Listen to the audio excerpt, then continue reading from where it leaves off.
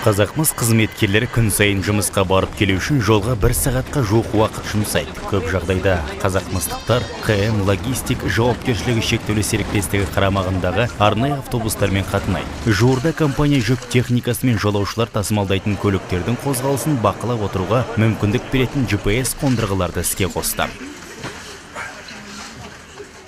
Бастысы біз жүргізушілеріміздің қандай жылдамдықпен жүретінін онлайн режимде бақылап отырамыз. Себебі жүргізушілердің қызметі қауіпсіз болуы тиіс. Бұл мәліметтер бірден филиалдарға келіп түседі. Ондай орталықтар қазір Балқаш пен Қарағандыда жұмыс істейді. Жезқазған аймағында да қолданысқа енгізіп жатырмыз. Шығыс өңірдегі кеніштерде келесі жылы енгізіледі.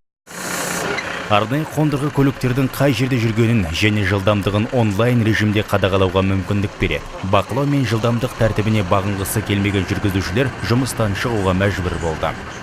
Біз үшін белгілі бір басымдықтар бар. Жұмысшылар қабылдап жатырмыз. Олардың міндетті түрде еңбек өтілі және бұрынғы жұмыс орны берген мінездемесі болу керек.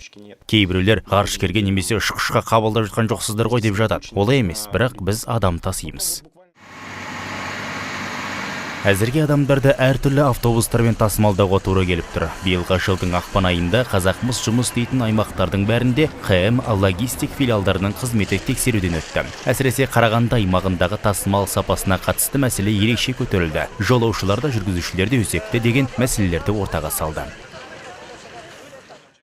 Паспорт бойынша ПАЗ маркалы автобустармен 43-45 адам тасымалдануы шарт. Ал біз көлікті толтыра тиейміз. Негізінде автобусқа мінген адамдарды отырғызып тасымалдауға тиіспіз.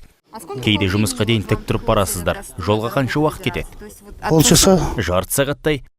У нас 2 автобуса сейчас. Қазір біздегі 2 жаңа автобус бар. Жаңа автобустар таза, жылы. Ескі автобустар салқындау, әбден тозығы жеткен. Разбитые все.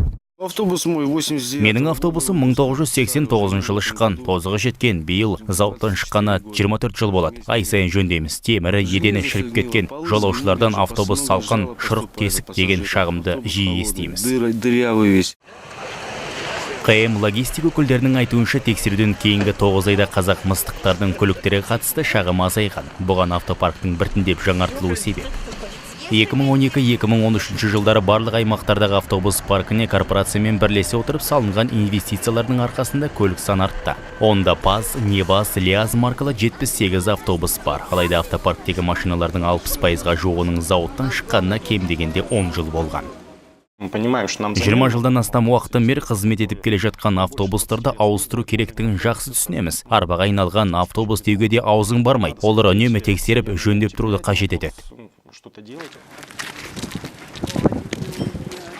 Компанияның бас ауруына айналып отырған тағы бір проблема жөндеу бокстарының қазіргі жай-күйі. Тексеру барысында бұл проблеманы жүргізушілердің өздері де бірнеше рет көтерген болатын.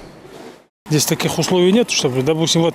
Бұл жерде машинаны жөндеуге ешқандай мүмкіндік жоқ. Қысты күні қарға жатып жөндейміз. Бокста, далада бірдей. В боксе, что на улице одна и то же. Бізде дөңгелектерді жөндейтін вулканизация орталығы жоқ. Құрал-саймандар да. Ну, чтобы резину делать.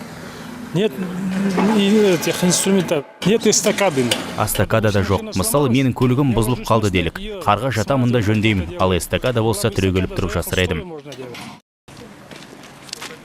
Қызметкерлердің осы және өзге де өтініштерін ескере отырып, Қазақмыс пен КМ Логистик ағымдағы жылы жөндеу бекеттерінің дамуына және автопаркты толықтыруға айтарлықтай инвестиция бөлді. Қазақмыс өз жұмысшыларына қызмет көрсететін мердігер компанияларға алдағы уақытта да қатаң талап қояды. Әсіресе жолаушы тасымалдаудың жайлылығы мен қауіпсіздігіне қатысты талап күшейтіледі. Мердігерлердің жұмыс сапасын қадағалау мәселесіне келесі шығарылымдардың бірінде ораламыз.